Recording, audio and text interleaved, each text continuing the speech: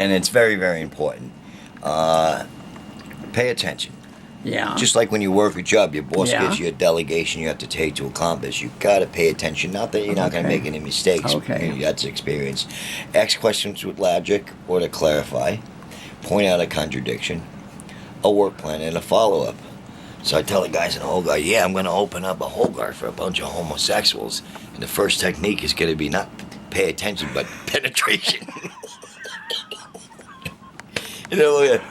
What's the second technique? Ask questions to annoy. What's the third?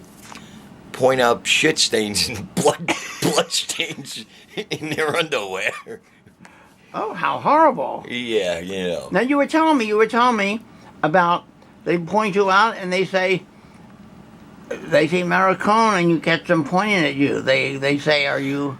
Yeah, maricon or bato, and I can tell they're talking to me and Talking about you. yeah, a lot of the guys, because I tell my sick demented stories and things that I experienced in life, and I think they think that I'm homosexual. Tell me about the time that you were talking about your gay lover.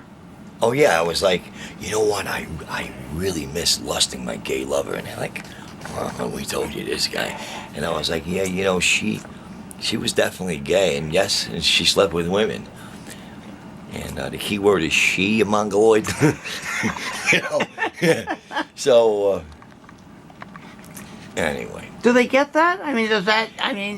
Does it register with them? no, they just. Don't they have life experiences where they meet lesbian women in their own lives? Yeah, some of them do. Most of them don't even talk about it. I tell them, yeah, the homo suck my dick. And they're like, like this. And I was like, oh, you think I'm the only straight guy who's ever been in a treatment facility program for drugs or alcohol? Has never done that. I said, listen, I could have cut your mother or your sister's ring off to get to, her diamond ring, and cut a finger off to get to her ring, or I'm going to have some homo blow me. It's going to take 2 minutes. He's going to pay me $50, and he's going to swallow every drop. That's right, get to sucking. If you use any teeth, I'll fucking crack it. It is what it is. And do they laugh or they look disgusted? Some of them do. And this is when I tell my stories. That's how I get them, by the reaction on their face. That's how I know they experienced some stuff. Because they would only laugh if they can identify. They'd only be angry if they identified. They'd only, I could tell by emotions. And some guys, they have not experienced any of that.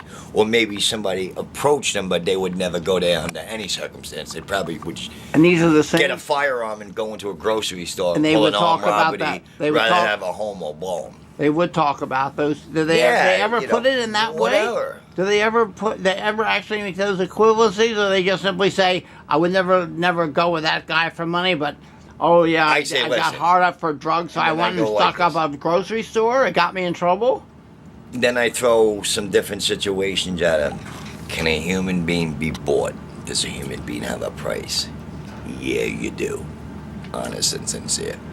I'd say, would you like to blow a load in my anal canal? Watch your semen drip out my ass. Have me squat over into some newspaper. Take a rubber band and aim for the cum droplets before they hit the newspaper. They're like, holy shit. You have a vivid imagination. Cuanto? How much? Come on. And come on, if I learned in my addiction, I did a lot of things that I'm not proud of. But I could go commit a greater evil, or I could get money, and the more desperate you got, Right. the more your nuts you got to do, basically. Right. And I don't think any person who has a physical dependency to drugs or alcohol wants to wind up on a cold-ass, painted gray floor, boxed in with 50 other guys, and then, of course, I used to do heroin, so when you start going to a withdrawal, what happens? Diarrhea. And then you got to use the toilet because you're not going to shit on yourself, right? I'm not. And there you go, and now all the other guys are like, they want to beat you up because you're using the toilet. Really? Oh, yeah.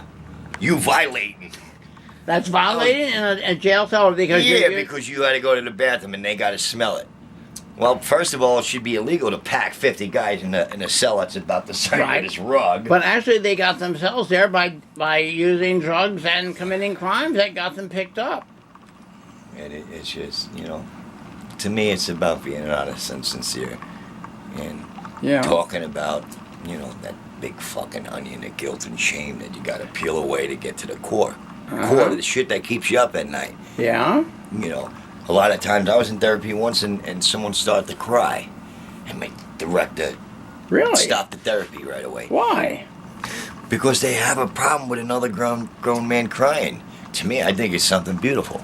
Right. Because he's getting down to the core of what really bothers them. Yeah. Why they drink and drug to oblivion. Right. And I said that to my director, and he was, "Don't you fucking tell me how to run my Olgar." And I said, "You're a retard." Another time, there was somebody had $260 they wasn't supposed to have. Oh. So they went walking around, see if they could find any illegal drugs, paraphernalia, or money that they're not supposed to have. So they find this guy's $260. And he comes home, he realizes his money's missing, and he's walking around. I'm gonna kick someone's ass, where's my money? They go hit the bell, they sit him down, they confront him. After it was all over, I go down to the office, I go, "What was that horse shit upstairs? What are you talking about?" I said, "How does $260 go missing? And we don't get to the bottom of where it went to. I mean, someone could overdose with $260 because their system's clean, 3 or 4 bags that, and they could die." He goes, "Don't you tell me how to run my Olgar. Get the fuck out." So they never found out what happened with the money? Or they never... What did I say to him when he told me that? What? "Don't you tell me how to run my fucking Olgar." I went, "You got the money." He was even twice as mad because I hit the nail on the head. Oh. And we went to school. 2 + 2 = 4. If it never equals 4, it's not the truth. Yeah, it's amazing because you're and I seen a lot you're a real truth teller in a program that leads to healing through revealing the truth to yourself. Well, and yet you're not, and yet you can't hold. Or it's work for you, but you can't hold others. I got another to the scenario standard that you've brought yourself to hold. Guys come into treatment. They gain their weight back 3 or 4 months. Their skin clears up now. They're bathing, clean bed, 3 meals a day. And all of a sudden they start seeing women or attracted to them or whatever. And I go, "Let me ask you a question, companion. If she, you meet a woman and she's interested, are you going to she's going to ask you, where do you live? If she's like, "Michael, where do you live?" "Well, I live in a drug and alcohol program with 20 other guys." I go, "Why would you tell her that?" I said, "Listen, if I can't be honest and sincere to myself, how can I be honest and sincere to her?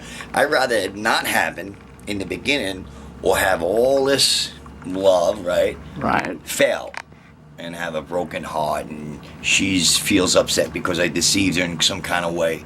Been there, done that, and I'm not looking to do that anymore."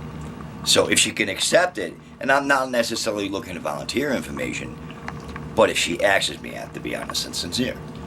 This helps me keep my dignity and self-respect. Yeah, but if it was something you say, you describe basically. yourself that way, which would turn off most women. Why don't you just tell people that I work with addicts, helping people try to get over their addiction problems, which is what you do. I tell them that. I've been 6.5 years. Yeah, but the way you describe it is, I'm living with a bunch of drug addicts in a rehab center. The question is, where do you live?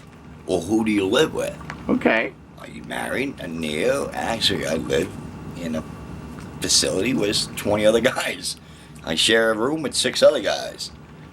Who are drug addicts or recovering drug addicts? Trying to recover. Well, but why do you put it why do you put yourself in the same situation they are? Because you've been clean now for 6 years. That's what I'm saying. Why don't you describe yourself as I'm someone who's working in a program that helps people find sobriety and keep it. And that's my job. What makes me different from a lot of other people, especially in the beginning or a year or whatever, they would all make these fancy speeches. "I'm never going to drink and drug." I don't say that. Today, my number one delegation to me is responsibility and obligation to myself. And that's not to drink or drug. Can't change the past, can't predict the future. It's better to keep my mind where my sneakers are in the here and now. Right. So when to say never, I said never for a lot of things in my life. Guess what? They happened again. I learned not to be too egotistic. The negative side of confidence is egotistic. I'm gonna do this, and you count your chickens before they hatch. No. Well, anyway, this has been an interesting conversation. We'll have to continue. Okay.